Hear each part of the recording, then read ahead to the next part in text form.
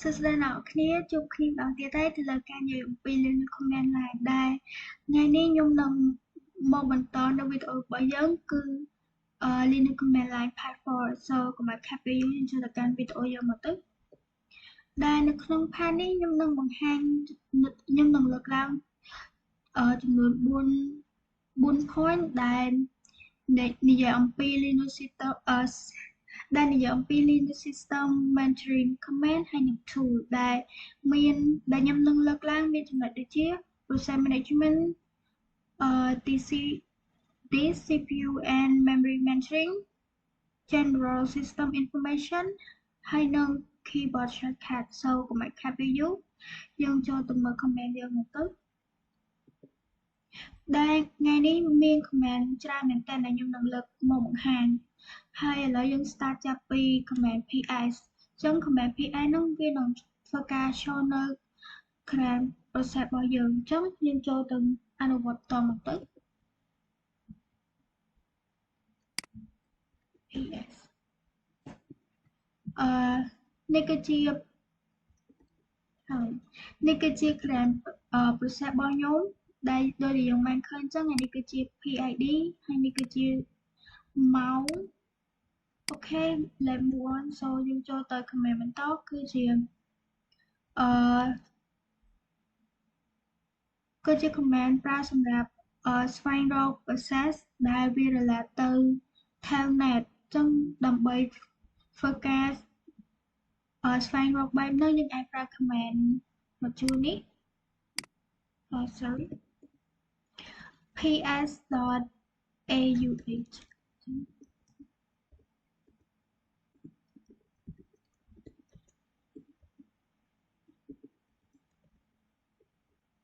great telnet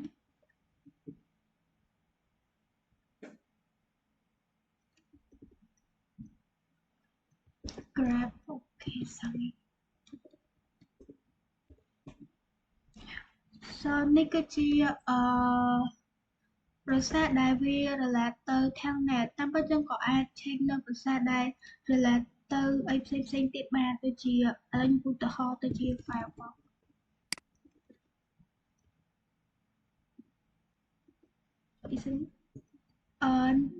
នេះគឺជា process ដែល relate ទៅ Firefox ទៅខ្ញុំមាននិយាយអីច្រើនទេចង់ថ្ងៃនេះខ្ញុំសូមវាយ comment សត so ឡើយយើងបន្តទៅ command បន្តទៀតគឺ top អញ្ចឹង top ហ្នឹងវានឹងធ្វើការ display នៅ process ដែលកំពុងតែ run អញ្ចឹងយើងប្រើ command top មកទៅយើងឃើញថាមានprocess ច្រើនមែនតើអញ្ចឹងដើម្បីចេញវិញយើងអាចប្រើ control C អូខេចឹងចូលទៅ command បន្តទៀតគឺ pmap ហើយ pid អញ្ចឹងយើងទៅ check មើល id យើងម្ដងទៀតខ្ញុំប្រើ ps ឥឡូវខ្ញុំចង់ធ្វើការ show នៅ memory map ទៅលើ id 16.1 ចុះចឹងដើម្បីប្រើ pmap យើងអាចប្រើ pmap ហើយឈ្មោះនឹងទៅលើ pmap 16.1ហើយនេះគឺជាប្រភេទនេះគឺជា process នៃ id នៃ pid ហ្នឹងចូលយើងមើលទៅ command តទៀតគឺ command kill អញ្ចឹង command kill ហ្នឹងប្រើសម្រាប់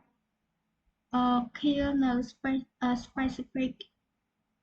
process ដោយប្រើនៅ pid អញ្ចឹងខ្ញុំប្រើ kill ម៉ានេះមាន ps ឥឡូវខ្ញុំ kill 2393ចុះអូចឹង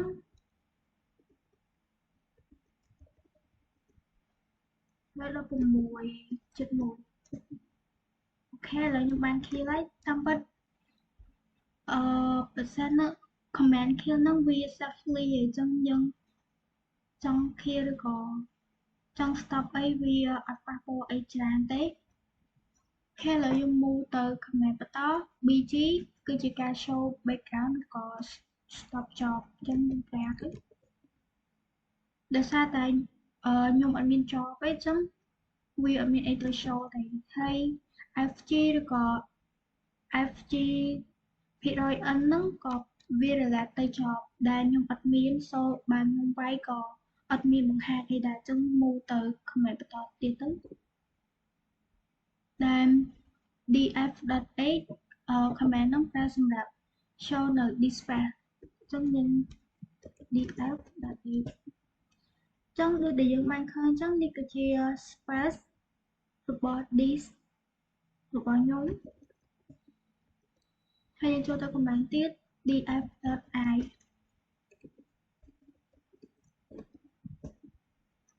ូខេនេះគឺជា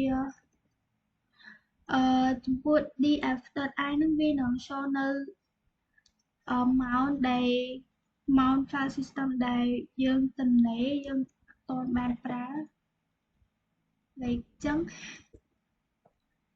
ហើយចូលទៅបន្តទៀត fdiff.l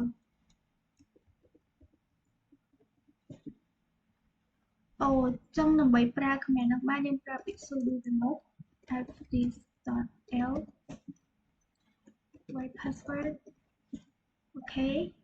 នោះវានឹង show នៅthis partition ហើយនឹង size របស់ machine របស់យើងអូខេចូលទៅ comment បន្តទៀត du dot ah command ហ្នឹងនិយាយអំពីការវានឹង show information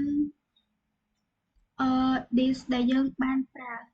so យើងវាយទៅ du dot ah អញ្ចឹង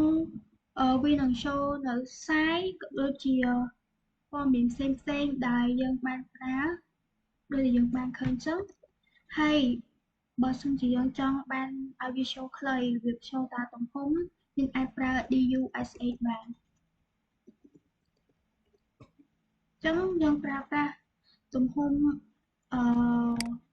324K ចូលទៅ comment បន្តទៀត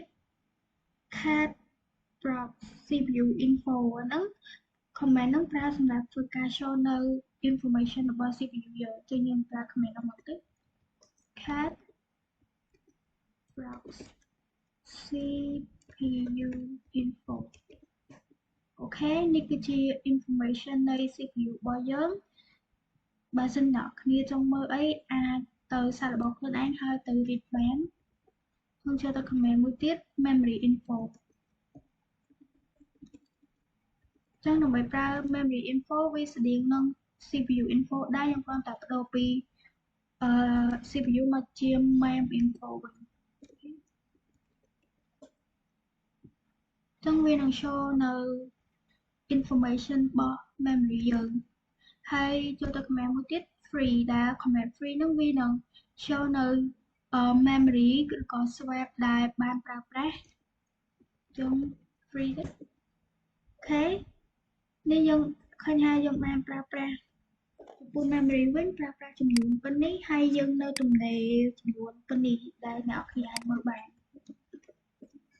ហើយចូលទៅ comment បន្តទៀត that ចំពោះ comment that វានឹង show នៅ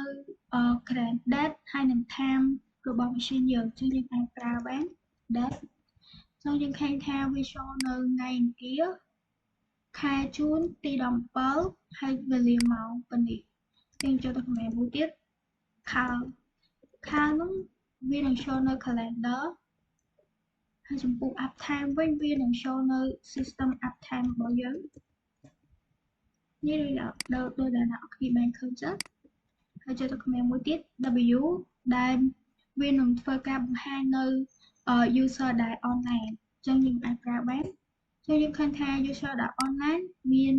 មួយហ្នឹងគឺឆាយីគឺ user ផ្ទាល់ហ្នឹងហើយមួយទៀត command who am I វានឹង show នៅ current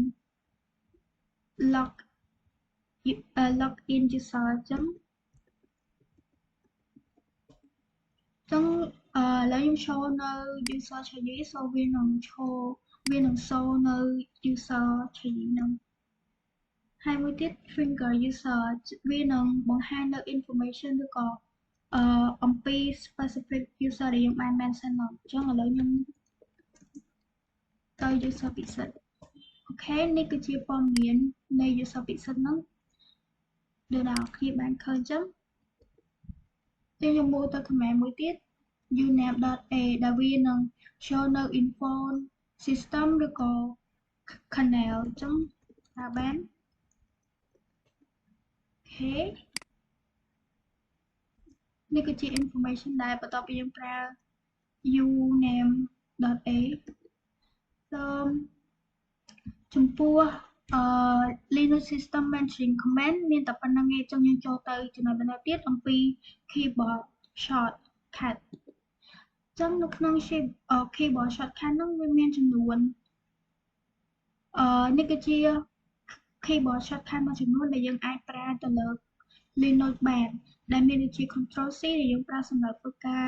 cancel command Control C ប្រើសម្រាប់ធ្វើការ push ឬក៏ send ទៅ background Control D ប្រើសម្រាប់ login ដែលវាដូចគ្នាជាមួយនឹង exit ដែរហើយ Control W ប្រើសម្រាប់ធ្វើការ delete មកពាក្យហើយ Control R ប្រើសម្រាប់ធ្វើការ search command history ហើយ Control U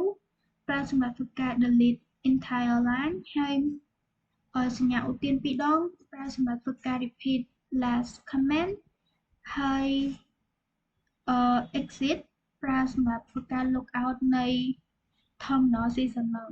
so នៅក្នុងវីដេអូថ្ងៃនេះខ្ញុំមានអីនិយាយឲ្យបង្ហាញតែប៉ុណ្្នឹងទេ so ជួបគ្នាម្ដងទៀតនៅវីដេអូក្រោយជម្រាបលាបាយបាយ